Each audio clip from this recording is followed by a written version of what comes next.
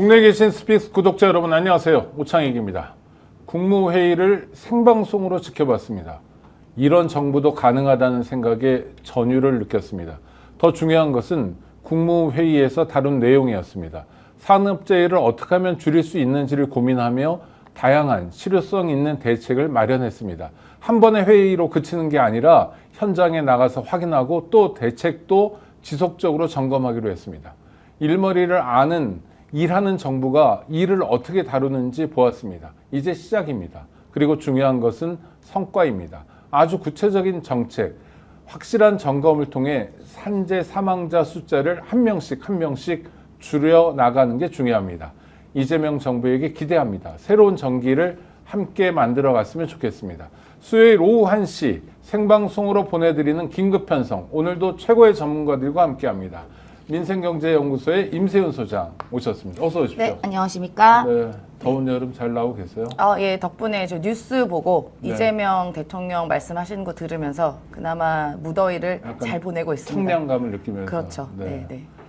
김종옥 평론가 오셨습니다. 네, 안녕하세요. 김종욱입니다. 네, 폭염 어떻게 보내십니까? 힘들게 보내고 있습니다. 네. 아이고. 덥습니다. 네, 덥습니다. 어제 뭐 생방송으로 했는데 국무회의를 좀 신기한 장면이었어요. 근데 저는 약간 눈에 거스리는 게 죄송합니다. 제 개인적인 생각일지 몰라서 그 인사혁신처장이라고 예, 예. 좀 약간 뜬금없이 아니 말은 이런 거예요. 산재를 줄이기 위해서는 교육을 많이 해야 된다. 뭐 그것도 좋아요. 근데 그게 가치 교육이다. 일종의 윤리 교육 뭐 이런 거 차원에서 얘기하시는데 대통령이 약간 브레이크를 밟는데도 막 나가시더라고요. 약간 의아한 장면 저만 느낀 건가요? 저도 비슷한 지점을 느꼈고 사실 어제 저는 국무회의를 너무나도 흥미롭게 보고 있는 와중에 이제 손 들어서 이제 이야기를 하시더라고요. 근데 저는 그런 의견이 다양하게 표출되고 국무회의가 어떻게 보면 하나의 토론의 장이 됐으면 좋겠습니다. 뭐 과거를 얘기 드리면 조금 그렇지만 제가 청와대 근무할 때 국무회의 담당을 했었어요. 네, 그래서 배석을 해서 그 국무회의가 이제 비공개까지 가는 것까지 다 봤는데 이렇게 국무위원들이 대통령께 의견도 내고 각자 여러 가지 생산적인 이야기를 하는 모습에 좀 저도 놀라웠고 이렇게 새로운 모습으로 가는 모습에 대해서 정말 발전하고 있구나라는 생각이 들었습니다. 그러니까 같은 민주파 정부인데도 네, 그 전에 네. 청와대에서 국무회의 하거나 그럴 때 이렇게 역동적이진 않았다. 그렇죠. 그러니까 보통 발제, 그러니까 부처 네. 장관이 발제하고 대통령이 질문하시면 대답하고 한두 마디 정도 하고 그냥 거의 그게 마무리되는 단계인데 네. 어제는 첫 그 시범 케이스로 보여준 거기도 했지만 주제 자체도 굉장히 엄중한 주제고 토론이 많이 필요한 것이었잖아요. 그래서 더 활발하게 활동했던 것 같고 특유의 이재명 대통령 스타일이 너무 보여줬죠. 예전에 성남시장 때라던가 경기도지사 때도 직원들 거의 다 모아서 이렇게 토론의 장을 벌였다고 해요. 그리고 국장만이 아니라 뭐 실무자 다 들어와라. 또 네. 필요한 사람은 일반 직원들도 들어와라 이랬다고 그러더라고요. 네, 맞습니다. 그런 게 유명한데요. 이제 대통령이 돼서도 비슷하게 어떤 국무회의라는 어떻게 보면 가장 중요한 결사체에서 이런 모습을 보여줬는데요. 아까 앞서서 말씀하신 것처럼 굉장히 좋은 이야기가 많았는데 사실 최근에 이 분이 여러 가지 방송이나 언론이나 뭐 심지어 이제 민주당 내 안에서도 여러 가지 비판의 지점들이 좀 있잖아요. 뭐 과거에 했던 발언들이나 뭐 이런 것들. 근데 모르겠습니다. 뭐 그거는 그분이 자연인일 때 했었던 말들이고 물론 매우 전 부적절하다고 생각합니다. 네, 뭐 동의가 안 된 부분도 굉장히 많고요. 그리고 그게 대통령께 부담이 될 것 같아서 그게 또 걱정되는 부분도 있지만 일단 그거는 차치하고 일단 어쨌든 대통령께서 혁신처장으로 임명을 하셨기 때문에 앞으로의 행보에서 본인이 오히려 더 좋은 모습과 인사혁신처장으로서의 그런 업무 능력을 보여주시면 되거든요. 네, 그렇죠. 근데 사실 어제는 제가 문제가 됐던 것은 태도, 그다음에 발언의 양, 그다음에 발언의 내용 세 가지가 다 조금 거슬렸습니다. 말씀드리기 좀 한참 뭐 나이 많으신 연세 많으신 분이고 공인이니까요. 네. 일단은 태도 같은 부분은 계속 이렇게 턱을 개고 이야기를 하시더라고요. 그게 이제 자유롭게 하시는 것도 있겠지만 그래도 대통령이 계시고 국무위원들이 다 있는 엄중한 자리인데 국민들이 생중계로 지켜보는 장면이라는 게 되게 중요해요. 맞습니다. 네. 국민들께 보여주는 장면에서 이렇게 턱 깨고 고개를 갸우뚱했던 모습이 조금 불편했던 것 같고요. 그 다음에 또 하나는 그 제가 말씀드린 말의 내용이라고 했잖아요. 초반에 제가 뭐 너무 요새 유명해져서 죄송하다라고 얘기하는데 그러니까요. 너무 부적절한 거죠. 그러니까 유명해져서 어쩌라고요. 그게 나쁜 것 때문에 오히려 그 유명이 저는 그게 좋은 표현이 그렇게 표현되는지 모르겠는데 대통령께 누가 되고 있는 거 아니겠습니까? 그렇죠. 그러면은 부담이 되죠. 오히려 그런 말을 줄여야 되는 거죠. 그런 논란이 안 되게 오히려 그런 말을 오히려 안 하고 인사혁신처장으로서의 전문성을 보여주셔야지 그런 논란이 사그라드는데 유명해져서 죄송하다고 얘기하니까 저 뭐지 일부러 약간 정부를 매기나? 뭐 이런 느낌이 들어서 아 저런 말은 안 되는데 불필요한데 그 다음에 있었고 또 세 번째에 제가 문제 지적은 산재에 대한 아이디어를 이야기를 하는데 뜬금없이 가치교육, 사상교육에 대한 이야기를 하면서 남들을 가르치려 듯한 모습이 이게 국민께 다 보여주는 모습, 심지어 대통령도 계시는데 이게 맞나? 라고 하는데 또 대통령이 한번 제지를 하셨어요. 네네. 결론만 이야기하셔라. 다 아는 내용이다. 근데 그 이후에도 사실 발언의 그 길이는 짧아졌지만 내용은 똑같았거든요. 그러니까 이런 세 가지에 있어서 과연 다른 면에서 전문성을 또 발휘를 하실 거라 기대를 하지만 많은 국민들께서 그동안에 있었던 논란들이 사그라지는 것이 아니라 오히려 증폭됐고 그리고 사실 오늘 언론에도 그 최동서 인사처장에 대한 말이 너무 많이 나왔어요 언론에. 네네. 근데 사실 어제 국무회의 얼마나 중요한 얘기가 그러니까요. 많았습니까? 그게 부각돼야 되거든요. 대통령이 하셨던 말씀 이런 그리고 것들이. 중요한 사안이잖아요. 산재 네. 사망을 줄이자, 우리 노동자들의 목숨을 우리가 지켜보자는데 그렇죠. 최동석 씨가 나서서 이거를 다는 아니지겠지만 좀 속상하더라고요. 예, 저는 이재명 정부의 성공을 너무나 기원하는 사람으로서 이재명 정부가 어제 너무너무 잘한 모습이 오히려 약간 묻혔던 게 약간 안타까웠다. 뭐 그런 말씀 드리고 싶습니다. 우리 김정욱 박사님 같은 경우에도 공직 생활을 하셨으니까 딱 그런 대목이에요. 이제 최근에 뭐 이렇게 여러 가지 언론 보도가 나와서 죄송하다. 진짜 죄송한 건지도 전 약간 의문이었는데 그럴 때 유명해져서 죄송하다 이런 표현 안 하지 않습니까? 어떻게 표현하시겠어요? 저는 제가 볼 때는 발언을 하지 말아야 되는 아, 거죠. 실제적이라면. 아예, 맞아요. 그렇죠. 네. 왜냐하면 세평 자체가 본인이 한 발언 때문에 매우 안 좋은 상황이고 그 이유 때문에 본인뿐만 아니라 소위 새롭게 시작하는 정부에게 대통령에게 큰 부담을 주는 상황이라면 본인의 처신은 매우 조심스러워야 되는 거죠. 근데 이때도 보니까 대통령이 이제 회의를 마무리 이렇게 했더니 잠시만요라고 하면서 본인이 얘기를 했는데 그 내용도 보면 제가 볼 땐 사람이 살려면 숨을 쉬어야 된다 이런 얘기랑 똑같은 것 같아요. 그렇죠. 맞아요. 뭔 내용인지 잘 모르겠는 거죠. 뭐 교육 어쩌고저쩌고 이게 예를 들면 교육 문제라고 볼 수 있는 건가요? 말씀하신 것처럼 사람들이 작업장에서 그 기업가들의 이윤 추구 때문에 죽어가고 있는 과정이라면 구체적인 내용을 통해서 그런 것들을 없앨 수 있는 구체적인 방안들을 가지고 그 주무부처나 관련 부처 사람들 장관들이 다 나와서 얘기했는데 본인이 뭘 얼마나 많이 잘한다고 인사혁신처장이 그런 얘기를 하는 걸 보면서 이 사람은 세평도 잘 이해를 하지 못할 뿐만 아니라 상황도 잘 판단을 하지 못하는 건가, 그리고 본인의 발언이라고 하는 것이 전체적으로 이재명 정부에 어떤 부담을 주는지도 판단하지 못하는 건가? 근데 그런 분이 어떻게 인사혁신이라고 하는 부분에 대한 일을 담당할 수 있을 것인가라고 하는 근본적인 질문이 있을 수밖에 없는 거죠. 그리고 그 과거 해왔던 발언인데요. 저는 저런 발언을 쭉 해왔다라고 얘기하는 건 저 분이 살아왔던 인생 자체가 남을 공격하는 방식으로 살아왔던 거 아니겠습니까? 저는 인사혁신에 저는 맞지 않다고 생각해요. 또 놀라운 건 방식은. 대통령이 사실 완곡하게 제지한 거잖아요. 그 사실 약간 짜증 내신 것처럼 보였어요. 근데 네. 또 국민들이 보고 있으니까 네, 네. 대놓고 말을 못 하겠고 하여튼 요점만 이러면 사람 대화라는 게 작용이 있어야 되죠. 누가 뭐라고 그러면 약간 뒤로 물러나기도 하고. 근데 자기 인사권자인 대통령이 그런데도 그냥 고 하는 걸 보고 약간 놀랐어요. 근데 이건 왜 중요하냐면 저는 이제 국무회의를 공개한다는 건 투명성을 보장함으로써 각 국무위원들의 책임성들을 극대화시키는 거라 생각을 하거든요. 그러면 그 회의를 많은 국민이 본다면 그 대통령이 한 얘기가 있지 않습니까? 여러분의 시간은 5,200만의 맞아요. 시간이라고 얘기를 했기 때문에 그 국무회의는 진짜 대한민국에 있는 최상위의 공직자들이 앉아있는 자리 아니겠어요?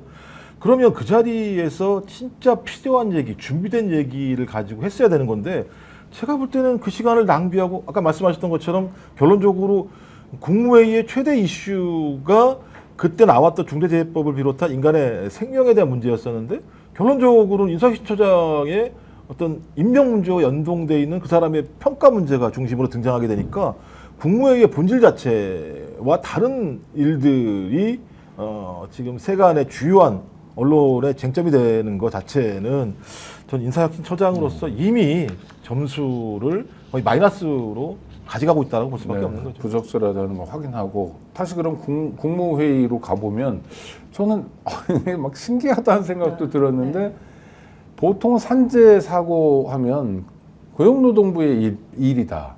그리고 나머지는 나 몰라라. 근데 대통령은 여러 부처들을 금융위원회 뭐 상관도 없을 것 같은데 맞아 중요하지.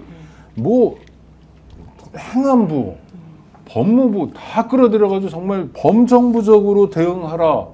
네? 그리고 숙제 점검하고 와 이건 되게 놀라웠어요 저는. 그러니까 정말 의지가 읽혔고 뭐 의지. 심지어 환경부 장관도 이제 아이디어를 냈잖아요. 그러니까 중대재해법을 그러니까 재해처벌법으로 하면은 기업에서 오히려 그 반감이 생기니까 중대재해예방법으로 좀 온화하게 바꾸는 게 어떻겠냐 네네네. 뭐 이런 아이디어도 내면서 정말 생산적인 토론의 장이었다라고 보여집니다. 그리고 이게 가장 중요한 게 뭐냐면 어느 누군가는 이렇게 이야기하더라고요. 어떻게 대통령이 국가의 원수이자 행정부 수반이 어떻게 모든 사안을 일일이 다 어떻게 얘기하냐. 그러면서 비판하시는 분들도 간혹 계시던데 저는 완전 반대라고 봅니다.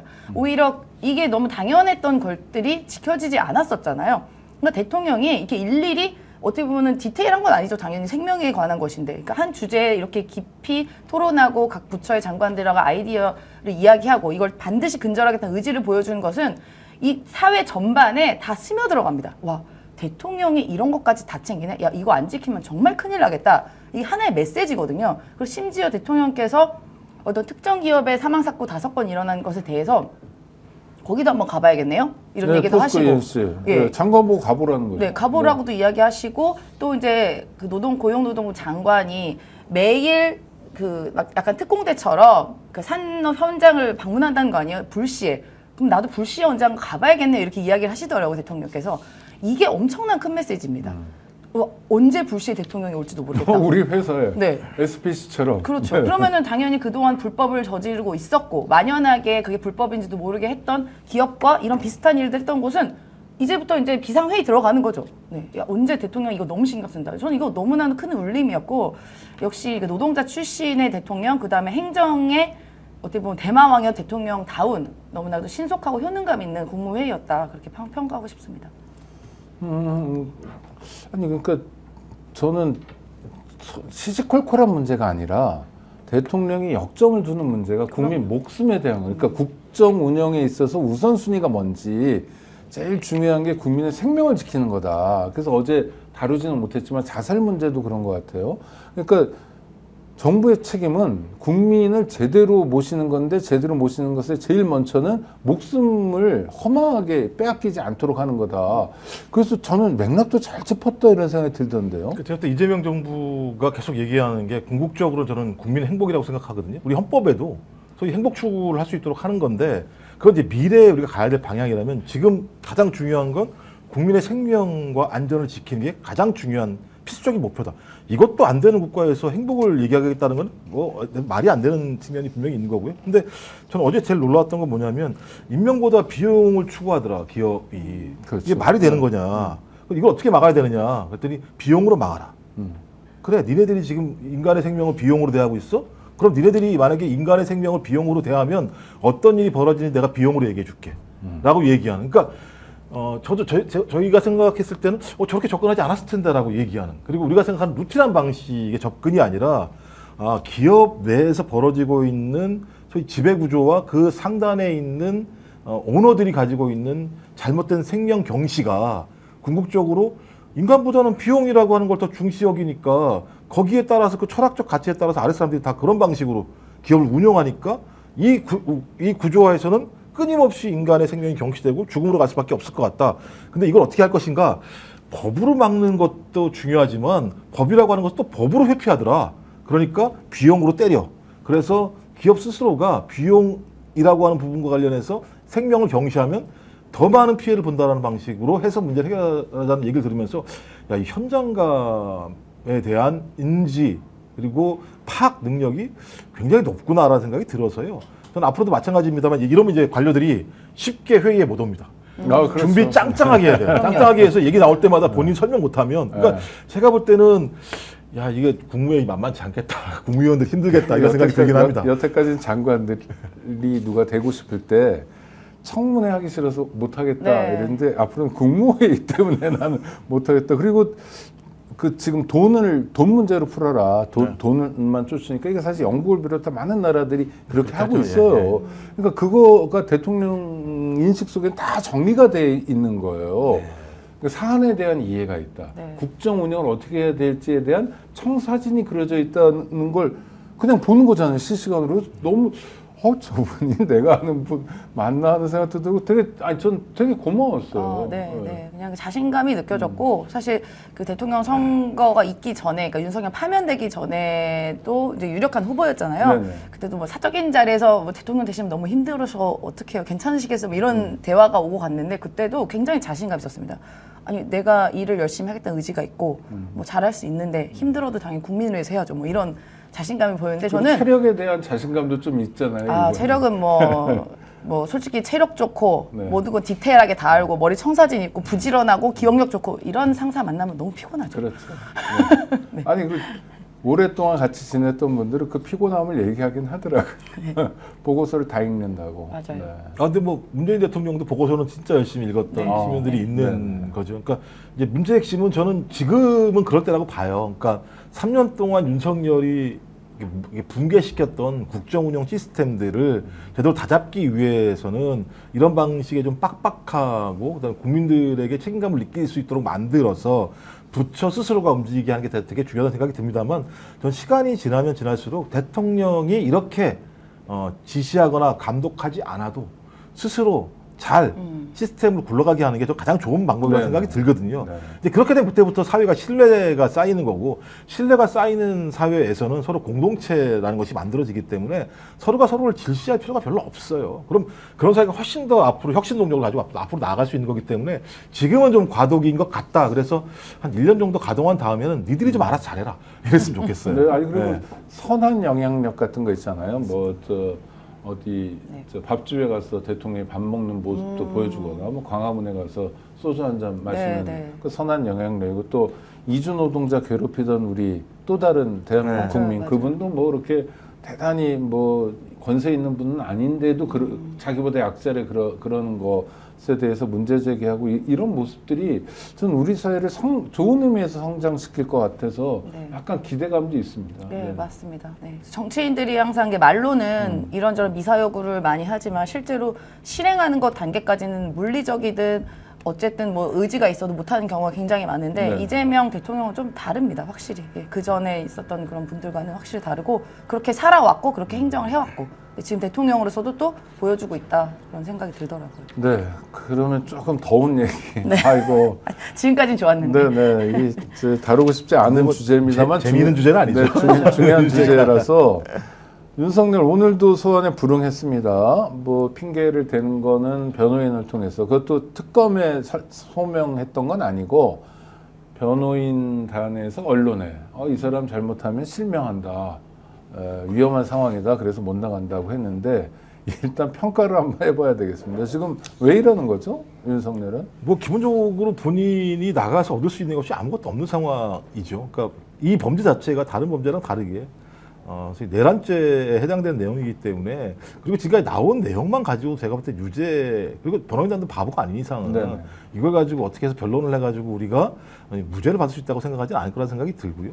그런 상황에서 본인이 계속 외부에 나가봤자 그 특검에 나가봤자 특검에 나갔다 오는 과정에서 오히려 훨씬 더 국민적인 어떤 비판과 비난에 직면할 수밖에 없는 상황이어서 그냥 오히려 앉아 있으면서 내가 정치적으로 탄압을 받는 것 같다라고 하는 모양새.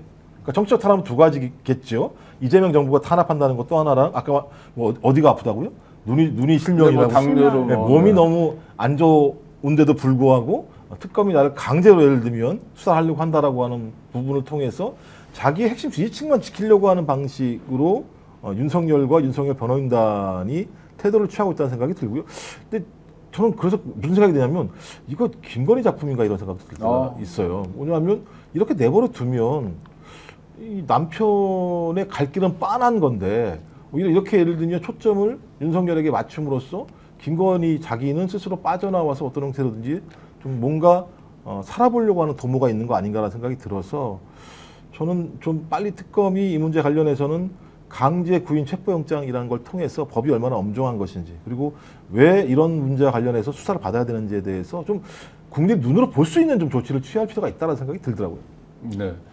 그 영장 집행을 하면 뭐 교도관들도 여태까지 동행 명령하고 달리 움직일 수밖에 없고 또 특검에서 직접 가서 잡아오는 거니까 뭐 좋은 모습일 텐데 그러면 오히려 더 윤석열이 바라는 바 그대로 자기가 정치 탄압을 당하고 있다 이렇게 이야기할 근거가 되지 않을까요? 그렇죠. 지금 윤석열은 국민 상대로 게임을 하고 있는 거라고 저는 게임, 봅니다. 네. 게임을 하고 있는 건데요. 일단 첫 번째는 자기가 이제 쓸 수 있는 게임 아이템이 없습니다.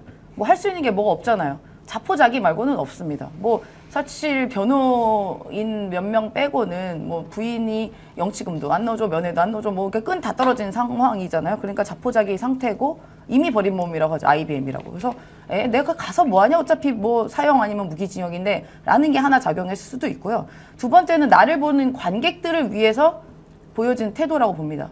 나를 지지하는 윤아지안 일부의 한중 같은 세력들, 네. 뭐 윤석열 대통령 외치는 그 어게인, 한중 같은 어게인. 윤아지안, 뭐 어게인 아지안이 없었잖아요. 네. 그것도 그 세력들에게 보여준 메시지죠. 내가 이렇게 아프고 몸도 안 좋고 지금 다 죽게 생겼고 여기서 고생하고 있는데 이렇게 나를 핍박받고 조사하고 있다.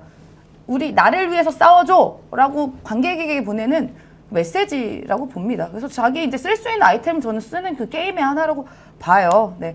아니 윤석열이 그렇게 뭐 보니까 2달에 한 번씩 원래 치료를 받았고 그렇게 해서 뭐 눈이 안 좋았고 하는데 그 대통령 때는요. 근데 그렇게 몸 건강 몸 신경 썼던 사람이 그렇게 매일매일 술을 먹고 밤늦게 그 밝은 빛에 술 먹는 거 엄청 몸에 안 좋지 않습니까? 네.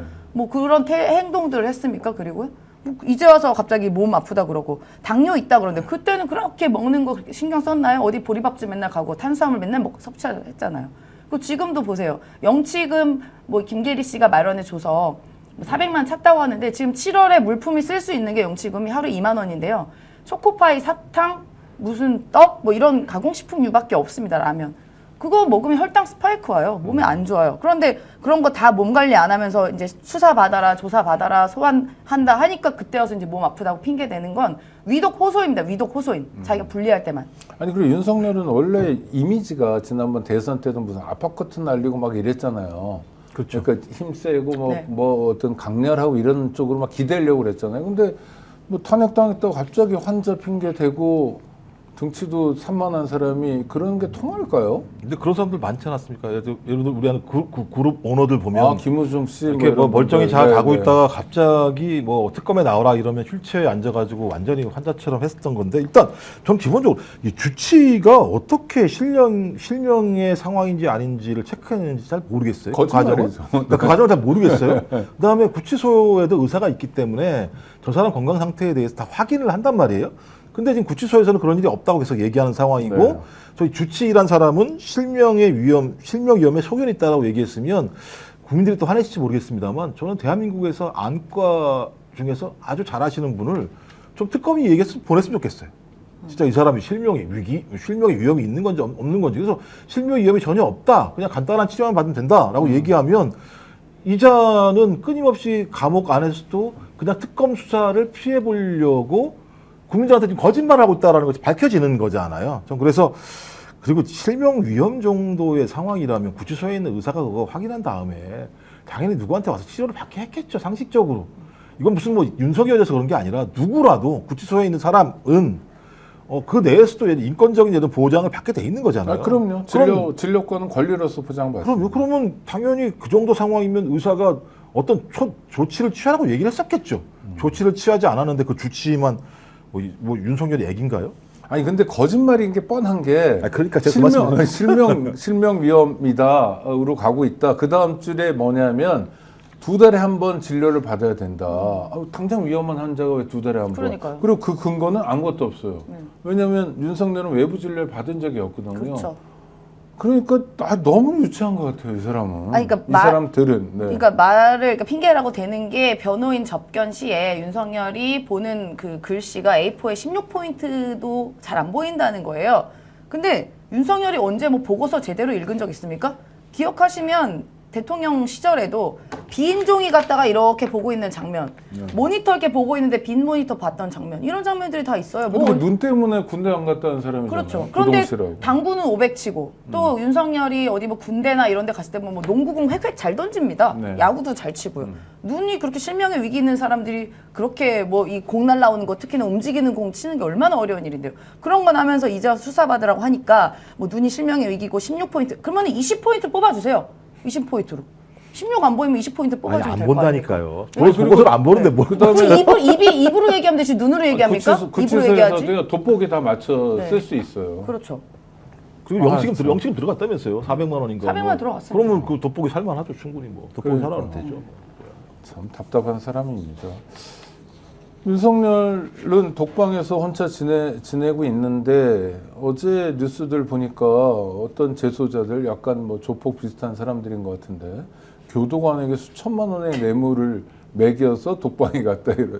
근데 윤석열이 사는 상태는 그럼 수천만 원의 상태인 거네요. 그렇죠. 근데 거기 갔다 뭐 지옥 같다고 표현을 하기도 하고.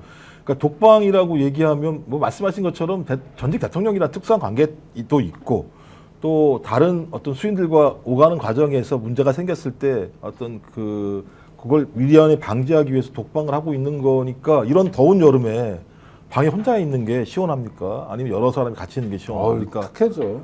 근데 뭐 이걸 가지고 예를 들면 뭐 대단히 피해를 당하는 것처럼 얘기하는 것도 웃기다는 생각이 들고 말씀하신 것처럼 그 수천만 원 입금됐다는 게 확인됐다는 거지 않습니까? 네. 교도관들한테.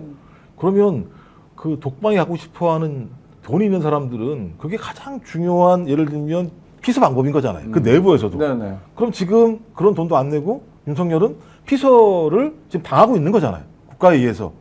그러면 가만히 있어야 되는 거 아닌가요? 공짜로 피서 갔으면? 그다음에 그 수천만 원 뇌물 주고 독방 간 사람도 간 방이 0.75평밖에 안 되거든요. 아, 맞아. 이게 근데 1.8. 이 사람은 1.8 주장 중인데 2.1평이라고 서울구치소에서 그랬거든요. 2.1평. 네. 2.1평. 정확하게는 10.6 제곱미터고 약 3.2평 정도입니다. 이 정도는 일반인 수용인 4명이 수용라는. 근데 요새 3평이면요. 네, 그 공간. 중방이라고 그래서 한 7명까지 들어가요. 아, 그렇군요. 이렇게 되고 뭐 그 전에 있었던 얼마 전까지 이 서울구치소 같은 서울구치소에 있었던 송영길 대표 같은 경우는 이보다 훨씬 작은 반보다 좀 큰데요. 6.7. 그러니까 윤석열은 10.6제곱이었고요. 송영길 대표는 6.7제곱미터. 게다가 3층. 제일 춥고 제일 더운 방. 3층이 예. 이글이글하죠. 그렇죠. 네. 집사 광선이 내리쬐는 네, 곳이고요. 서울구치소에서. 네, 윤석열은 굉장히 그보단 쾌적한 2층에 있다고 합니다. 그러니까 여기서 뭐 괜히 징징거릴 거 아니야? 아니 그래서 감옥 아닙니까? 누가 호텔방 왔어요? 왜 이거 갖고 좁니 뭐니 책상이 뭐 골판지니 뭐 어디서 내란숙의 피의자 주제에 누구나 다 책상은 골판대로 써요. 네. 그걸 무리하게 누르면 이제 책상이 그렇죠. 책상 기능을 못 하는 거고 밥도 다 거기다 책상이 밥상이고 그런 거죠. 아니, 그 구치소는 교정하는 곳이잖아요. 네. 피서 가는 곳이 아니잖아요. 편하려면 그 감옥 왜 갑니까? 그렇죠. 그리고 나쁜 짓 하지 말았어야죠, 그러면. 그러니까요. 아니 그리고 본인이 만약에 문제가 있었다면 대통령으로 있는 동안 조금 개선을 해놓죠. 그렇죠? 그런 생각 없었잖아요. 아 진짜 정말 나쁜 게 윤석열이 집권하고 한동훈이 법무부 장관 되면서 이 교정에 대한 그 소통 기능을 거의 많이 끊어놨습니다. 네. 예전에는 그 거기 수감되시는 분에게 저게 이메일로 편지 보내면 이메일로 전달이 됐거든요. 프린트해서요. 그거 있었죠. 네. 그거 한동훈이 다 끊어놨습니다. 네. 그리고 책도 들어가는 게 한계가 있고 아무튼 뭔가 책도 거기 가지고 있는 건수가 정해져 6건인가 있어요. 뭐 맞아요. 몇 건으로 정해져 예, 있어요. 예. 네. 그래서 그 소통에 굉장히 제약을 둬서 오히려 그 인권이나 이런 다양한 자유로운 활동 더 자유로워지면 안 되겠지만 이런 네네. 부분에 대해서 제약을 준 게 본인 윤석열이 집권했을 때 일어난 일입니다. 그러니까 지가 집한테 찍은 거예요. 네. 누가 누구한테 뭐라 그랬습니까? 아이고, 창피한 얘기를 또 해야 됩니다. 김건희. 야, 진짜 어제 오늘 하루 종일 우리가 목걸이 얘기만 국민들이 하고 있는데 이게 목걸이를 정리를 한번 해주죠. 2개의 목걸이에요. 지금 그렇죠. 문제가 된 게 물론 김건희 목걸이가 2개다라는 건 아니고 문제됐던 거는 이제 나토 때 목걸이가 있고 통일교 목걸이가 있고 그렇죠. 지금 문제된 건 나토 때 달았다는 목걸이인데 그 목걸이가 진품이 아니라 가품이고 그게 아니 그들이 주장하기에 아니 그러니까 예, 예. 아니 네.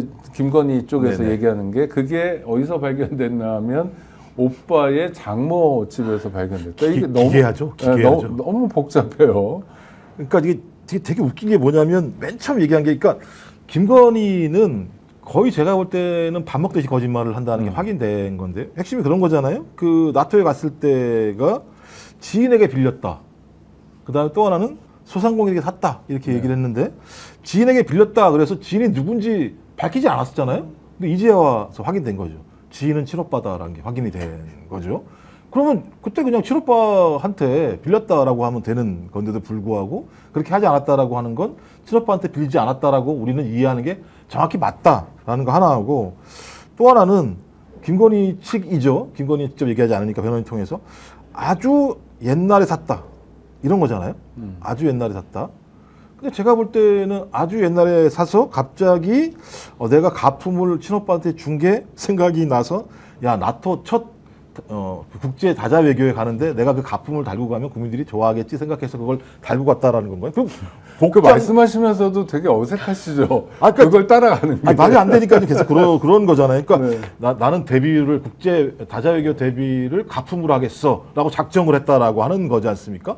저는 이거는 다 말이 안 되는 거기 때문에 본인에게 제기되고 있는 뇌물죄를 털기 위해서 지금 온갖 알리바이를 뒤에다 만들어 놓은 거다라고 볼 수밖에 없는 거고 그것도 좀 납득할 만한 알리바이를 만들어야 되는데 아니 왜 친오빠 장모한테 그거 갖다 가품을 갖다 놓는 일이 벌어진 건지 뭐 자기 딴의 설명들은 뭐 그냥 그 과정에서 어떻게 그쪽으로 그걸 잠깐 뭐 짐을 옮겼다 이런 식의 얘기를 하는 건데 저는 뭐 뇌물죄를 속이기 위한 그냥 예를 들면 변호인단과 짠 방식인 것 같고 변호인단이 이거 어떤 변호사가 이걸 짜는지 모르겠습니다만 저는 오히려 김건희를 더 뇌물죄의 명백함으로 끌고 가는 과정이 아닐까 생각이 들어요. 대통령이나 대통령 부인이 국제 무대에서 입는 옷 또는 액세서리 이런 건 다 사실 메시지 아닙니까? 맞습니다. 이런 브로치 하나 예를 들면 기억하시면 독일에 있었던 메르켈, 메르켈 총리도 이제 여성이다 보니까 뭐 누군가 협사하러 갔을 때 약간 강한 브로치를 매면 내가 오늘은 공격적이다. 아니면 무슨 뭐 꽃 같은 거 이렇게 배치를 하면 오늘 좀 온화하게 가겠다. 이런 메시지를 다 있어요. 하다못해 이제 대통령의 배우자도 배우자 프로그램을 하면서 각국의 이제 정상의 배우자와 함께 합니다. 이럴 때는 다 우리나라를 표현하는 뭐 옷이라던가 아니면은 우리가 순방의 목적에 맞는 옷 색깔과 이런 걸 분위기를 맞춥니다. 근데 김건희는 사실 제가 늘 지적했던 게 뭐냐면 윤석열 정부 시절부터 뭐의 옷이든 뭐의 메시지가 없이 그냥 나 예쁘게 보이고 사진 예쁘게 나오는 거 말고는 관심이 없었어요. 그러니까 그다음에 순방뿐만이 아니라 모든 외부 행사, 뭐 사진 다 모든 것에 그런 게 하나도 없어서 제가 그 부분에 대해서 엄청나게 비판을 했었는데 이게 마찬가지입니다. 그냥 비싸고 좋은 거 하면 내가 예뻐 보이는 거예요. 저기 이제 저기 목걸이만 나자면 실제로 저기 검은색 옷에 초록색 치마 있잖아요. 저것도 이제 프라다라고 굉장히 비싼 옷이라고 그 당시 논란이 됐었습니다. 근데 외국의 정상을 만나면 그 당시 또 그 유럽을 간 거잖아요. 나토의 옵저버로 첫 순방에. 그러면 보십시오. 목걸이는 프랑스산, 위아래는 이탈리아산. 뭐 다 이렇게 있어요. 물론 그게 뭐 외교의 무늬가 있겠지만 보통은 우리나라를 표현하는 그 어떠한 뭐 옷감이나 뭐 옷이나 이렇게 입고 가죠. 한국 디자이너들이 네. 세계적인 분들이 많잖아요. 많죠. 그런 디자이너들이 만든 제품 네. 한 번씩 입어주고 그런 거 아닙니까 원래가? 그렇죠. 그러니까 이게 바로 이제 김건희의 얼마나 그 인식의 천박함을 저는 그런 것에서 드러났다고 봅니다. 내가 비싼 거하고 좋아 보이고 예뻐 보이면 남들이 나도 예뻐 보이겠지. 예쁘다고 생각하겠지라는 그 인식의 천박함이에요. 전혀 그렇지 않지 않습니까? 이 내부가 사람이 채워져 있어야지 바깥에만 실컷 꾸미면 본인의 인생처럼 가짜 인생이 되고 가짜 외교가 되는 거예요. 근데 제가 볼 때 목걸이도 중요합니다만 이제 더 중요한 걸 발견했잖아요. 그림. 그렇죠. 이호환 화백 그림이 20억 정도 된다고 얘기를 하더라고요. 이호환 화백이 굉장히 잘 팔리고요 세계적으로도. 예. 고가죠. 예, 저는 이제 그림을 잘 모르니까. 근데 20억 정도 그리고 이게 진품 다 확인서까지 있다면서요? 나왔다고. 그럼 이제 본인이 샀거나 뭐 누가 또 빌려줬거나 그림도 아니면 뇌물을 받았거나 뭐 셋 중에 하나겠죠. 근데 제가 볼 때는 본인이 샀다면 재산 신고에 들어가야 되는 거죠. 진품이기도 하고 그럼 플러스 20억이 돼야 되는데 그게 안 된 거니까 누가 예를 들면 또 가품을 갖다가 진품을 갖다가 잠깐 맡겼다라고 얘기를 해야 되는데 어떤 사람이 남의 집에다가 20억짜리 그림을 갖다가 맡겨놓나요? 뭐 예를 들면 뭐 별도로 전시를 하나요? 그 집에다가 대통령 부인 집이니까 내가 전시 한번 하겠어 이것도 아닐 것 같고 제가 볼 때 이것도 뇌물일 가능성이 높기 때문에 그 목걸이는 지금 한 이것도 한 6천만 원 정도 얘기가 되는 거죠. 그러니까 지금 뭐 공개된 건 6천만인데 지금 공식 홈페이지 가면요. 이게 저 스몰 사이즈는 8,200만 원 정도 하고요. 라지 사이즈는 1억 6천 정도 합니다. 그러니까 근데 뭐 이게 다이아가 100개 박혔다는 예, 거가 예, 라지입니까? 네, 그게 크기가 더 커요. 다이아가 네. 클수록 비싸지, 훨씬 비싸지. 근데 그림은 20배니까 이건 제가 볼 땐 걸림 작살이죠. 이게 만약에 뇌물을 받은 거라고 얘기한다면 20억짜리 뇌물이면 제가 볼 때 그거 하나만으로도 제가 볼 때는 나오기 힘들 것 같은데요. 뇌물이 20억인데. 또 하나는 이 사람이 이 사람이 어떤 사람인지 우리가 알잖아요. 김건희라는 사람이 네. 그럼 딱 2개의 목걸이만 문제일까? 네? 그러면 이완 화백의 그 그림만 문제일까? 더 있을 수 있죠. 그것도 이 미술계에서 막 왔다 갔다 했던 사람이잖아요. 그러니까 훨씬 더 있지 않을까? 또 하나 오빠 장모집에만 있을까? 네. 자기 아크로비스타에는 없을까? 뭐 이런 궁금함이 들어요. 지금 되게 나와 있는 거는 물론 우리 서민들이 만나볼 수 없는 목걸이의 가격과 뭐 그림이겠지만 저는 이거 빙산의 일각이라고 봅니다. 그러니까요. 네, 이게 너무 안타까운 거지만 지금 나와 있는 의혹은 아주 되게 지역적인 거일 수도 있어요. 그래서 더 큰 거는 실제로 국가 사업에서 본인이 더 큰 막대한 돈을 얼마나 빼돌리려 했고 빼돌렸는지를 확인해야 되는 그 절차가 있어야 된다고 보거든요. 지금 신발 뭐 260이니 50이니 이게 목걸이가 가품이니 이거는 저는 어떻게 보면 김건희가 파놓은 함정일 수도 있다는 생각이 듭니다. 김건희가 영화를 너무 많이 봤나 봐요. 그동안에. 네네. 그래서 뭔가 함정을 팍 파놔서 여기인 것처럼 해놓은 다음에 다른 데선 또 증거인멸을 하고 있을지 모른다는 생각도 지금 어느 순간 딱 들더라고요. 지금 또 나와 있는 게 캄보디아 ODA에 관한 것이 또 문제가 되고 있습니다. 그러니까 ODA는 사실 어떻게 보면은 어떤 식의 그 국가 산업에 기부하고 빌려주고 차관한 것에 따라서 이게 눈먼 돈이 될 수도 있고 굉장히 그 나라에 도움이 되는 일이 될 수 있는 거잖아요. 사실 어떻게 보면 ODA가 조금 우리보다 후진적인 나라에다가 아니, 대한민국 기부를 ODA 하는 훨씬 더 거니까. 많이 해야죠. 네. 적게 해서 걱정인 맞습니다. 정도죠. 지금 ODA 한 지가 얼마 안 됐었는데 캄보디아의 같은 경우도 약 650억 가량의 ODA를 하려고 했었는데 그게 보통은 수출입 은행을 통해서 한다고 합니다. 네. 아니면 코이카 둘 다 이제 국가 기관 중에 하나죠. 국가 산하 기관 중에 하나이기도 하고 그러면은 캄보디아 같은 경우는 수출입 은행 통해서 하면 이게 차관 형식으로 간다고 해요. 차관. 그러면은 은행 대 은행, 그럼 수출입 은행과 그 현지에 있는 뭐 기존 은행이겠죠. 이렇게 해서 차관 형식으로 가야 되는데 이게 아직까지 밝혀진 건 아니지만 지금 여러 의혹이 나와 있는 건 뭐냐면 캄보디아에 실제로 약간 어떻게 보면은 우리나라 따지면은 대부업체 같은 것을 무너져간 대부업체를 사서 그거를 은행 형태로 만든 다음에 이것을 수출입에서 일로 돈을 싸주는 형태로 만들어놨다는 거예요. 윤석열 정부에. 근데 이 대부업체를 인수를 한 껍데기 같은 대부업체를 인수한 곳이 어디냐? 도이치모터스라는 겁니다. 그럼 과연 김건희 씨가 어디까지 손을 뻗었냐에 대해서 우리가 궁금증을 제시할 수밖에 없죠. 그러면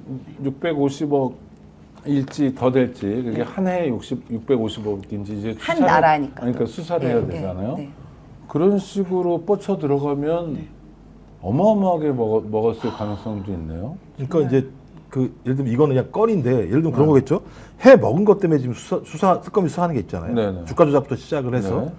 이제 또 하나가 이런 방식 때문에 해 먹을 것을 찾았다는 거잖아요. 양평 이런 게 다 그런 그렇죠. 그런 거 그러지 않습니까? 그다음에 그 어디죠? 삼부도 마찬가지인 네. 거고 또 하나가 이 과정에서 새로운 사업을 발굴하려면 뭔가 그 사업 아이템들을 만들어야 되니까 쳐 받아 먹은 게 있을 거예요.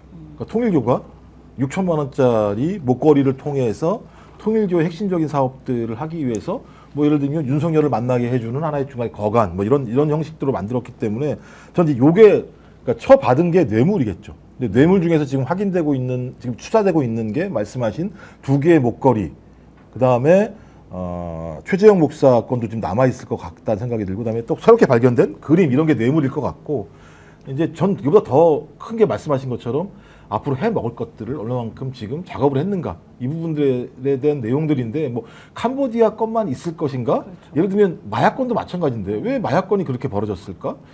저도 말도 안 되는 그러니까 대통령이라고 하는 윤석열과 그 핵심적인 참모였던 한동훈이 마약과의 전쟁을 얘기하면서 아래서 벌어진 부분들은 마약이 독점화된 거잖아요. 따지고 보면 나머지 사람들은 마약을 못하고 이 사람들만 마약을 했을 때 아무런 소위 수사 과정에서 배제가 된 상황이기 때문에 그럼 이게 왜 벌어졌을까? 근데 여기서 갑자기 왜 용산에서 연락이 왔을까? 이런 걸 해봤을 때는 뭔가 큰 것들을 서로가 나누는 과정에 있지 않았을까 생각이 들기 때문에 저는 뭐 말씀하신 그 캄보디아 오제 이런 건 제가 볼 때 그냥 껌값일 수도 있을 것 같다. 650이. 아니 650을 500 다 뺄 수는 없을 테니까 그렇죠. 뭐. 그중에 여기저기 빼줘야 그중에 되니까. 일부를 빼줘야 됐을 예, 테니까 그렇다면 오히려 마약 같은 경우는 그게 우리나라 마약 사건 중에서 두 번째로 그 규모가 컸다는 거 아니겠습니까? 그러면 원래대로라면 그걸 가지고 자기들이 다 해먹었으려고 했던 거 아니에요. 그러니까 제가 볼 땐 까면 깔수록 우리가 상상하지 못할 것들이 나올 거다. 아니 그런 말씀이어서 제가 말을 못 이어가겠는데, 그러니까 아니었으면 좋겠어요. 저는 김건희가 정말 악당이어도 마약까지는 안 갔으면 좋겠다는 마음이 있는데 자꾸 정황적으로는 이제 그런 사실들이 확인되고 있고 이제 수사를 통해서 좀 보겠죠. 놀라운 것 중에 하나는 김건희가 비화폰을 썼다고 하는데 이거는 청와대 근무를 해보신 분들로서는 네. 가능한 일입니까? 불가능합니다. 네. 그러니까 뭐 비화폰 사실 김건희가 썼다고 하니까 안 놀라워요. 아, 진작 썼을 것 같습니다. 뭐 한 대만이었겠어요? 뭐 대여섯 대 있지 않았을까라는 생각도 들고, 그리고 실제로 비화폰이 지급된 뭐 국무위원이나 뭐 기타 고위직에 있는 사람들도 김건희의 비화폰 번호를 알았다는 거 아니겠어요? 그거 왜 알아야 됩니까? 직접 보고해야 되기 때문에 알았던 거 아니겠어요? 그러니까 이 얘기는 계속 있었기 때문에 비화폰 쓴 건 놀라운 일은 아니고요. 뭐 비화폰이 쓸 수 있는 대상이 한정되어 있습니다. 이게 개수도 한정되어 있고, 그리고 관리가 굉장히 철저하게 되어 있어요. 경호처에서 지급하고 그 번호, 일련 번호, 뭐 시리얼 번호 다 있습니다. 그거 잘못 써도 또 나중에 경고받기도 해요. 근데 이제 이거를 김건희도 쓰고 밖에 있는 노상원도 쓰고 뭐 누구도 쓰고 어디 군인도 쓰고 다 쓴 거 아닙니까? 그러니까 거의 이제 비화폰이 아니라고 봐요, 저는 이제. 예. 그게 실제로 그 용도에 맞게 썼나도 궁금하고. 제가 볼 때 비화폰은 내란 폰이에요. 그렇죠, 맞습니다. 국회폰이고 실제적으로. 그러니까 비화폰이라고 하는 것이 국가안보를 지키기 위해서, 예를 들면 그 정보가 새나가지 않도록 하기 위해서 사용된 건데, 그것이 예를 들면 문재인 정부까지의 상황이었다면 윤석열 정부에서는 내란을 위해서 활용된 폰, 그다음에 부패를 위해서 활용된 폰, 그러니까 거기에는 기준이 없는 거죠. 공무원적인 기준이 있는 게 아니라 소위 내란을 공모할 수 있는 사람들, 그다음에 부패와 관련해서 김건희가 필요한 사람들, 이런 사람들한테 다 얘기했을 거 아니에요. 저 사람한테 얘기해야 되는데 이거 잘못 통화하게 되면 다 흔적이 남는 거니까 흔적이 안 남을 수 있도록 할 게 뭘까? 그럼 당연히 그 경호처에 있는 김성원 이런 사람들 걱정하지 마십시오. 비화폰 저희가 다 마음대로 할 수 있습니다. 걱정하지 마시고 어디가 필요하시가 어디 줄까요? 뭐 얘기해서 그 자기가 그 번호만 가지고 있으면 화실어도 전화해가지고 이런 거 어떻게 됐습니까? 라고 물어볼 수 있는 거죠. 그러니까 제가 볼 때 이건 거의 국가의 기본이 무너진 3년이었다. 아니 근데 정말 그 실무자들이 다 그랬을까? 저는 좀 답답한 생각이 드는데, 이를테면 윤석열 하늘에서 뚝 떨어졌잖아요. 네. 그렇더라도 윤석열을 지탱하는 내각이라든지 대통령실이라든지 이런 사람들은 뭐 MB계도 있고 박근혜 때 근무했던 사람도 있고 이런 거 아닙니까? 자기들도 국힘도 또 나름대로의 지분을 가지고 정권에 참여했단 말이에요. 그런데 저 부부가 저렇게 앞서서 정말 별의별 상상 초월한 일들을 벌이는데 그 말로가 어떻게 될지를 예상 못 하나요? 그러니까 또는 경고를 안 하나요? 윤석열이 한 말로 제가 반박을 바로 해드리겠습니다. 네. 윤석열이 뭐라고 했냐면은 어디 좀 모자르고 좀 죄 많이 지어가지고 자기 뭐 승진도 못하고 이런 사람들을 어디 고위직에 앉혀놔야 말을 잘 듣고 충성을 하지 라고 말한 적이 있죠. 자기 같은 사람? 네. 그러니까 윤석열이, 저는 그냥 이렇게 얘기하겠습니다. 저는 제 판단으로 전 윤석열은 패급이라고 생각하거든요. 네. 이 얘기도 윤석열 정권 때도 많이 했습니다. 윤석열이 패급이라 패급밖에 없다 했는데, 윤석열은 본인이 패급이니까 본인과 비슷한 사람 혹은 그 아래 사람들만 썼겠죠. 그러니까 누가 거기다 반발을 할 수 있겠습니까? 그리고 무슨 이야기하면 경로해버리는데 무서워서 찔끔찔끔 했겠죠. 앞에선 잠깐 잘 보여야지 이러면서. 근데 기본적으로 제가 볼 때 범죄 공모자가 돼가게 만드는 것 같아요. 그러니까 예를 들면 본인은 캐비넷을 가지고 있죠. 그러니까 네가 무언 잘못을 했는지 내가 알고 있어. 본인이 같이 예를 들면 이런 지시를 이행했는데 지시를 이행한 것만으로도 이 사람은 범죄인가 되는 거잖아요. 직권을 남용하게 되는 거니까.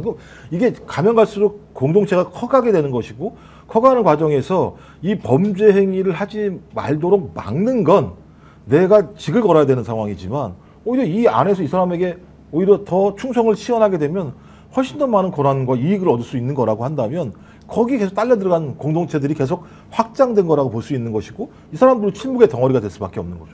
침묵으로 얻을 수 있는 게 많다면 그냥 그게 얻는 것이고, 그리고 이 사람들의 최대 패착은 뭐냐면 윤석열이 내란을 일으키겠어? 라고 생각을 안 했겠죠.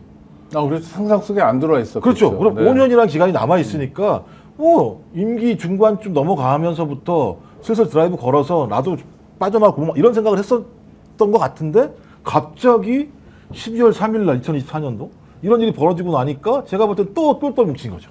여기서 누구라도 더 말을 하게 되는 순간 그 행위가 훨씬 더 확인되는 상황이기 때문에 저는 그래서 그 장모가 했던 방식이랑 똑같은 것 같아요.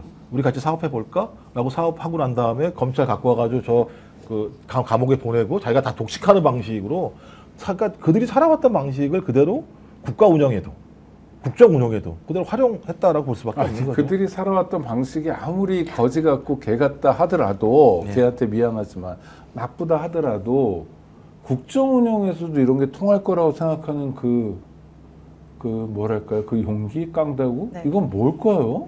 그러니까 정신 나간 거만으로 설명이 잘 안 돼서요. 저는 정신 나간 것보다 그냥 이들이 그렇게 살아왔는데 단 한 번도 죄에 대한 대가를 받은 적이 없기 때문입니다.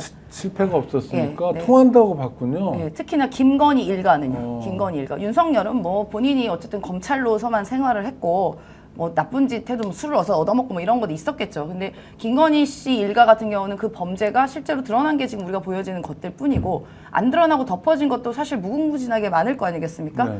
그러니까 저는 이 과정에서 저는 윤석열보다 V0라고 하는 김건희의 몫이 훨씬 크게 작용했다고 봐요. 김건희가 사람 다루는 방식 보십시오. 왜 한마디도 그 정권 내에서 문제가 있다고 생각하면서도 조용했는지가 전 여러 케이스로 확인할 수 있는데요. 일단 김건희가 본인이 말한 게 있습니다. 우리는 챙겨주는 건 확실하지 라고 얘기를 했어요. 안 챙겨주니까 자꾸 말이 나오는 거야 라고 했거든요. 그러면 무언가의 이득을 얻거나 이 사람을 통해서 도움을 받았을 때 다른 방식으로 뭔가 챙겨주는 게 있었겠죠. 전 그렇기 때문에 말을 못했던 게 또 하나 있을 거고요. 또 하나는 김건희가 사람을 다루는 특유의 그런 기술이 있습니다. 김성훈 차장을 보십시오. 김성훈 경호차장. 이 사람은요, 갑자기 뚝 떨어진 사람이 아니에요. 공무원만 30년을 넘게 한 사람입니다. 어디에서? 경호처에서. 그렇죠. 기강이 엄정하다고 소문난 곳인데요. 그렇죠. 네. 국가 공무원으로 선발이 되어서 정부가 뭐 노무현 정부였든 뭐 김대중 정부였든 박근혜 정부였든 이명박 정부였든 문재인 정부였든 상관없이 30몇 년간 경호처에서 공무를 한 사람이에요. 그러면 대단한 자부심과 자긍심이 있고 그리고 본인이 나중에 퇴직했을 때 갖고 가질 연금이라던가 어떻게 보면 명예 같은 게 분명히 있을 사람이 아니잖아요. 그러면은 그 몇십 년 동안 경호처에서 수많은 대통령을 보면서 자기가 알고 어떻게 행동해야 되지 않은 사람이 왜 유독 윤석열, 김건희를 만나서 갑자기 횟가닥 돕니까? 그건 사람을 다루는 김건희의 특유의 방식인 거예요. 그 사람이 미쳤다고 갑자기 김건희 씨가 작살로 잡은 회가 맛있답니다 하니까 갑자기 작살로 회를 잡아다 주고 풍선 이벤트를 갑자기 영부인한테 해주고 어디 유람선을 빌려가지고 폭죽 터트리는 행위를 과연 그전엔 했을까요, 이 사람이요? 김건희 방식의 사람 다루는 방식도 통했다. 그래서 저는 이게 작용했다고 봅니다. 좀 엽기적인데 회가 작살로 잡으면 맛있으니까 처음 들어보는 얘기인데 모르겠어요. 그러니까 작살로 잡으면 바로 그 현장에서 피가 피가 쭉 빠져서 빠지니까. 근데 그것 때문에 그렇다고 얘기를 하는데 그러니까 참. 저는 그런 얘기 하는 것만으로도 인간적이지 않은 그러니까요. 거죠. 그런 얘기들을 하면서 그것이 충성인 양 얘기를 하는 그러니까 그 조직은 제가 볼 때 미쳐 돌아가는 조직이었던 것 같고 그래서 참 그 경호처에 있었던 직원들도 엄청 고통스러웠을 것 같다는 생각이 들어요. 그걸 눈으로 맨날 봐야 되는 거죠. 저희들이야 가끔 그런 것이 기사로 나왔을 때 보는 겁니다만 그 아래에서 일하는 경호처 직원들 엄청난 자긍심이 있는 사람들이거든요. 제가 그렇죠. 개 목욕탕 이런 거 네, 보면 제가 참, 네. 그 경호처 개풀탕. 신입 직원들을 3년 동안 이제 그 교육을 시키는 게 있어요. 한 번씩 한 네, 일주일 정도 교육을 하는데 제가 가서 한 3년 정도 이제 한 번씩 가서 강의를 했는데 굉장히 그러니까 굉장히 예를 들면 뭐랄까 좋은 인재들이 들어와서 엄청나게 자긍심을 가지고 희망에 부풀어서 교육을 받았던 그래서 무슨 교육 시켰냐? 민주시민 교육을 저희가 시켰던 거였거든요. 중요하죠. 네. 근데 그런 사람들이 거기 들어가서 저런 꼴을 보고 있었으면 삶 자체가 얼마나 답답하고 자기가 여기서 이런 뭔 짓을 하는 건지에 대한 자괴감을 가질 거라는 생각이 들어서 저는 그 사람들도 나중에 좀 이게 좀 정리가 되면 그 트라우마 같은 경우도 예를 들면 좀 치료를 받는 이런 것들도 좀 있으면 좋겠다 생각이 들긴 해요. 근데 그렇게 윤석열, 김건희의 장점이 챙겨주기인데 잘 챙겨줘가지고 고관 대작이 됐던 사람들 네. 이를테면 어제 특검에 출두했던 조태용 조태용은 국정원장까지 시킨 거니까 뭐 되게 영전을 거듭한 거잖아요. 진술을 바꿨다며요. 이건 또 어떻게 봐야 됩니까? 그러니까 이 정도 사람들 수준인 거죠. 이 사람들 수준이 이 정도인 겁니다. 그러니까 최소한의 의리도 없고, 근데 그 의리를 갖추려고 해도 본인이 충성하고 모셨던 윤석열이라는 대통령이 지금 다 본인 잘못을 인정 안 하고 아래로 다 밀어버리잖아요. 그걸 봤을 때, 야, 내가 이러려고 저 사람한테 저렇게 했나? 지금 나는 사실 뭐 계엄을 한다 그래서 뭐 제가 알지 모르지만 제가 상상 속에 그 사람 마음을 들어갔다 보면, 야, 내가 이래저래도 부당한 명령에도 하고 네가 잘 될 줄 알고 어쨌든 했는데 책임은 질 줄 알았더니 심지어 야, 그 책임도 나한테 문해하면 나도 나 살아야 되지 않겠습니까? 아니, 위에서 자기가 믿었던 사람도 이미 뭐 끈떨어져서 이제 힘도 없겠지만 그 사람조차도 자기 살겠다고 지금 발버둥 치고 모든 책임을 회피하는데 그 아래에 있는 사람들 당연히 그러지 않겠어요? 이제는 서로 이제 누가 빨리 진실을 이야기해서 형량 낮추냐의 그 싸움인 것 같습니다. 죄수의 딜레마라고 하죠. 저는 이제 그 단계로 들어갔다고 보고요. 앞으로 소환될 이제 많은 범죄 피의자 혹은 내란 동조자, 공범들은 이제 모든 책임을 윤석열에게 묻는 거 말고는 본인들이 감형될 수 있는 길은 없다고 생각합니다. 김태현은 윤석열하고 좀 가까운 사이 아닌가요? 이웃사촌으로. 그래서 좀 주목을 받았잖아요. 김태효가 뭐 세다 이런 얘기도 많이 하고 그랬는데. 그렇죠. 뭐 거의 예를 들면 김태효하고 김영현 이 사람들이 인사를 자주주한다는 얘기가 초반부터 나왔던 상황이기 때문에. 그런데 김태효도 단박에 배신해 버리는 건가요? 뭐 어떻게 봐야 되나요? 아니 제가 볼 때는 뭐 이거 배신이고 말고 빼박이잖아요. 네. 그러니까 다 사실 확인이 그러니까 특검이 사실 확인을 하고 난 다음에 불러서 얘기를 하는데 제가 볼 때는 그러니까 윤석열의 경로가 아니고서는 이런 일이 돌아갈 방법이 전혀 없는 상황이고요. 제가 제일 놀랐던 거는 그 7월 30일 날 수석 비서관, 수석 보좌관 회의인가를 열었을 때 그게 아마 10시가 11시에 시작된 것 같은데 그 이전에 강희구 부속실장과 그다음에 임기훈 국방비서관이 이미 2번 통화를 해요, 서로가. 그럼 왜 통화를 했을까? 부속실장과 임기훈 국방비서관이? 그리고 난 다음에 이 회의가 끝나고 나서 또 4번을 통화를 합니다. 전 그렇다면 이미 윤석열은 이 내용들을 다 보고받았고 그 전날 다 나오잖아요. 누구랑 통화했는지 윤석열이. 이런 걸 보면 이미 저는 그런 그림들을 다 가지고 왔으면 본인이 여기에 대해서 다른 증거, 다른 진술을 하기 어려웠을 거라는 생각이 들고 또 하나는 변호사들하고 충분히 협의했겠죠. 근데 허위로 진술하게 되면 네가 더 큰 문제가 발생할 수밖에 없을 거라는 사실들을 아마 다 알았을 거고 특히 조태용 같은 경우는 12월 2일 날 내란이 발생하기 전날 김건희랑 통화를 했죠. 그 다음에 12월 3일 날 홍장원이 이런 일이 있는데 조치해야 되는 거 아닙니까? 내일 아침에 얘기해. 제가 볼 때는 조태용은 이 내용도 알았다고 볼 수밖에 없는 거죠. 이런 사람들 잡으라고 하는 지시를 본인은 알았고 홍장원에게 전화가 간 것들도 알았을 거고 그러니까 본인이 그것을 동의하지 않은 홍장원에 대해서 더 이상 얘기할 필요가 없다고 판단한 거니까 조태용은 이것저것 다 걸린 거고 또 선관위도 걸려 있잖아요. 선관위에 검찰과 국정원 사람들이 갈 거라고 얘기했으니까 그럼 국정원에 누가 보냈을까? 이 지시를 누가 내렸을까?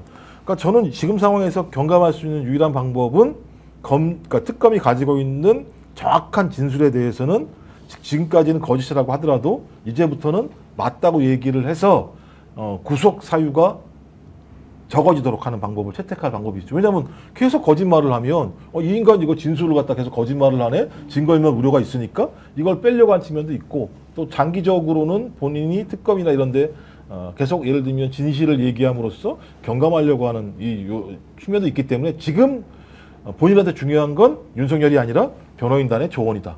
저는 변호인단의 조언을 따라간다고 봐요. 그러니까 제가 자꾸 괜한 질문이다 싶은 걸 여쭤볼 수밖에 없는데 정말 의아한 대목. 대통령 부인이 국정원장하고 왜 통화합니까? 그러니까요. 그것도 그럴 일이 있을까요? 역사적으로 있을까요? 없어요. 아니 국정원장 번호도 모릅니다. 보통 아니 부인이 어떻게 번호를 알아요? 심지어 청와대에 근무하는 핵심 그 안보 관련된 분들 빼고는 국정원장 번호를 알 수가 없어요. 그것도 비밀이겠죠. 비밀이에요. 비밀이에요. 국정원장이 어디 스케줄 어디 간다도 사실 비밀에 붙인 경우가 많습니다. 그 우리나라 어쨌든 남북 대치되고 있는 상황이기 때문에. 근데 어떻게 대통령 부인이라는 자가 민간인 아닙니까? 어쨌든 민간인이 국정원장과 한 번도 아니고 여러 번 통화했잖아요. 실제로 조태용 당시 그 사람이 얘기하잖아요. 뭐 그렇게 아주 자주 통화한 건 아니에요. 이렇게 얘기하잖아요. 아니 한 번 통화했어요. 이렇게 얘기하지. 보통 한 번 통화했으면 그게 아주 자주 통화는 안 했습니다. 이들의 기준에 아주 자주 통화 안 한 건 기준이 뭡니까? 그러면 뭐 카톡 300번 정도 보내야 아주 자주 뭐 연락한 건가요? 저는 이들이 어떻게 이렇게 공사도 구분 안 되고 도대체 무엇을 위해서 국가의 녹을 먹으면서 이렇게 일을 했나가 전 이제 너무 궁금해요. 그러니까 과연 대한민국을 위해서 우리나라 국민을 위해서 일을 한 건가 아니면 특정 어떤 여성 한 명을 위해서 뭔가 일을 한 건가 이런 의심을 지울 수가 없습니다. 그럼 하나 더 나왔어. 국정원장 임명권을 윤석열이 아니라 김건희가 행사한 거 아닌가? 제가 오버합니까? 아니면 사실에 가깝습니까? 근데 사례가 하나 있는 게 거기 간 사람 있잖아요. 특보로 김상민이라고.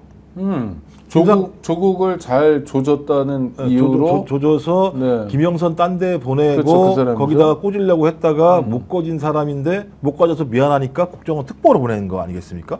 그럼 여기에 이 모든 연결고리에 누가 있습니까? 김건희가 있는 거잖아요. 누가 뭐라고 하더라도. 전 그렇다면 김건희가 김상민을 거기에 보냈을 때에는 이 보내는 과정에서 김상민이 아마 거기서 중요한 역할, 포스트로 역할을 했을 거라 생각이 들고 그렇다면 조태용이 거기서 자기가 김상민만큼 더 큰 권력을 행사할 수 있었을까요? 제 생각에. 전 그런 면에서 국정원이라고 하는 공간 자체가 매우 비밀스러운 공간들이 여백이 많기 때문에 저는 그런 역할도 아마 김상민이 했을 수 있지 않을까 추정해 볼 수밖에 없고 그 특보가 그런 일을 하려면 누가 거기에서 뒤를 다 봐줘야 됩니까?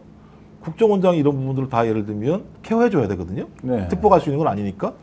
전 그런 면에서는 충분히 그럴 개연성이 있고 오히려 그런 것 때문에 조태용 원래 그 외교부 장관 외교부 출신인데 네, 외교관이죠. 국정원장으로 가서 좀 이해가 좀 안 된다 생각이 들었거든요. 그 쉽지는 않은 거였으니까 오히려 이제 국정원 뭐 차장으로 가가지고 국제 파트 같은 걸 맡는다면 좀 이해가 되겠습니다만 갔을 때는 말씀하신 것처럼 좀 이상한 인사이기도 했었고 뭐 안보실장을 했으니까 그럴 수 있다고 얘기할 수도 있겠습니다만 안보실장하고 국정원장 가고 이렇게 예를 들면 노른자에만 갈 수 있었을 때는 윤석열이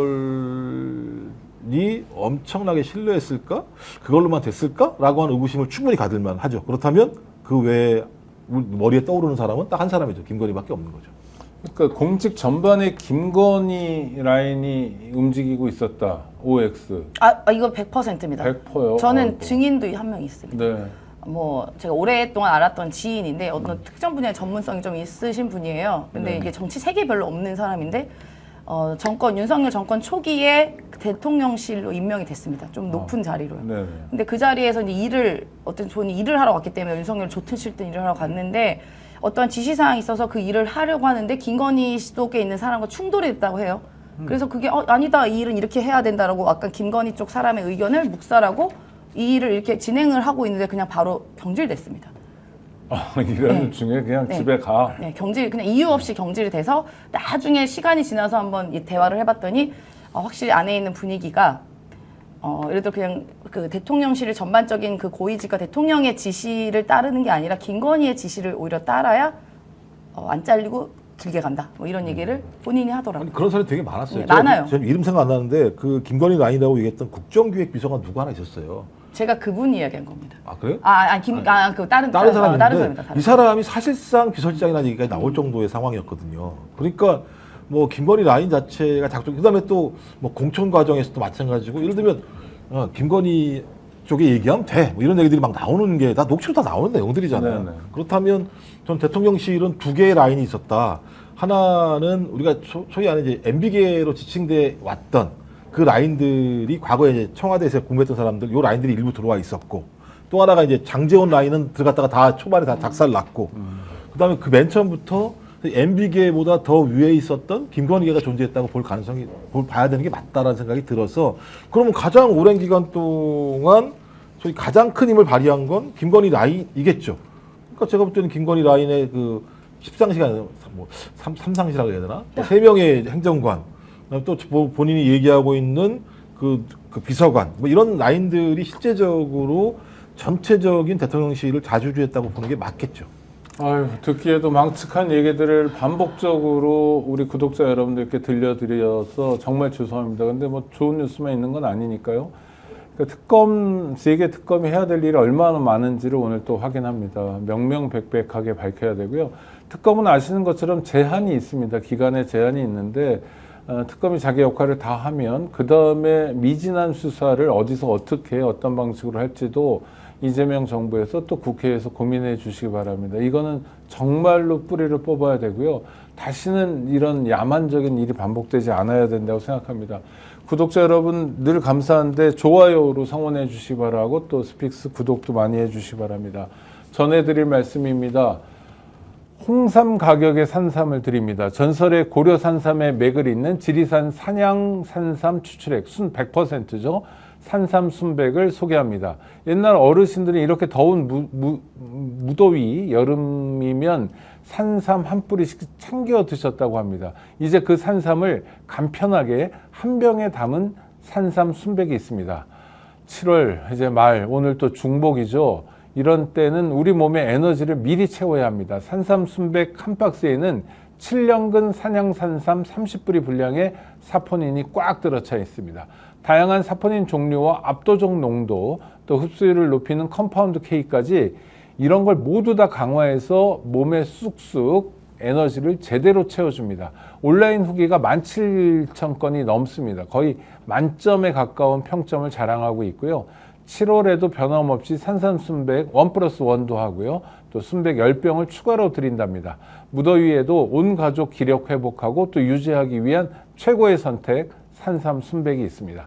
검색창에 산삼 순백으로 검색하시거나 전화 문의는 1666-1080입니다. 알려드릴 소식이 또 있습니다. 야, 이거 저도 한번 쓰고 있는데 이거 정말 제대로 잘 맞는 것 같습니다. 말도 안 되는 가격에 또 새로운 제품을 가져왔습니다. 국내 제조 침구가 이 가격에 파는 게 맞나 싶은데요. 이불도 이제 스픽스몰에서 사야겠습니다. 대체 얼마냐고요? 엠보싱 시어 서커 이불 1+1 킹 사이즈 49,900원입니다. 풍기 인견 침구 세트는 78,900원이고요. 인견 리플 침구 세트는 59,900원입니다. 침구 세트 3종을 스픽스몰에서 확인해 보시기 바랍니다. 함께 해주셔서 감사하고요. 이번 주까지는 너무너무 더울 것 같은데 무더위 잘 버텨내시기 바랍니다. 그리고 건강하게 또 다음 기회에 여러분들 찾아뵙도록 하겠습니다. 김종욱 박사님, 또 임세윤 소장님 함께 해주셔서 감사하고요. 구독자 여러분 늘 감사합니다. 감사합니다. 고맙습니다. 여름 친구리오 세트 스픽스몰 인기 대단합니다. 오늘 세 가지 제품 여러분들께 소개하는데요. 49,900원, 59,900원, 78,900원인데요. 이불을 2채 드립니다. 그리고 베개피 2장 포함해서 이 가격 절대 국내 생산으로 구할 수 없습니다. 인견 리플 자수 친구 세트인데요. 우와, 이런 가격 공동구매일 경우에만 가능합니다. 59,900원이고요. 킹 사이즈, 퀸 사이즈, 슈퍼 싱글 사이즈는 어떤 것이든 여러분 구할 수 있습니다. 이불, 그리고 패드, 베개를 인견으로 만든 이 제품은 풍기인견 친구 세트인데요. 78,900원 사이즈와 관계없이 여러분 선택만 하십시오. 공동구매를 통해서 여러분들께 혜택을 드립니다. 엠보싱 시어스커 이불 1+1 인견 리플 자수 친구 세트 59,900원. 마지막으로 최고급 제품입니다. 풍기인견 친구 세트는 공동구매 특가로 여러분들께 78,900원에 주문해 보십시오. 제가 직접 보증하겠습니다. 오늘 여러분들이 시원하게 주무실 수 있는 강력한 냉감 제품 소개해드리러 왔습니다. 원단 자체가 아예 냉감 원단으로 만든 것인데 국내 최고의 기술력을 자랑합니다. 냉감 이불, 냉감 패드, 냉감 베개 커버를 우와 66,000원에 택배에 포함해서 드리는 것 가격 비교해 주십시오. 이렇게 상쾌하게 좋은 이불을 덮을 수 있다. 간밤에 너무 시원하게 잘 잤습니다. 에어컨도 끄고. 스픽스가 여러분들께 혜택 드리려고 공장과 아예 만들었습니다. 스픽스몰의 공동구매 시리즈 계속됩니다. 드시고 있는 게 뭡니까? 와, 한우 뭉티기 그리고 육회인데요. 어떻게 이렇게 맛있습니까? 당일 도축한 제품 여러분께 보내드리고 있는데 가격 29,900원에 총 400g 대단한데요. 와, 쉽게 먹을 수 있다는 여러분 행운 아니겠습니까? 저 믿고 한번 드셔보십시오. 완전 맛이 짱입니다. 자, 직접 먹어보겠습니다. 네. 자, 어떻습니까? 우와, 육회 그리고 뭉티기. 우와. 자신 있다. 비교하라. 스픽스몰.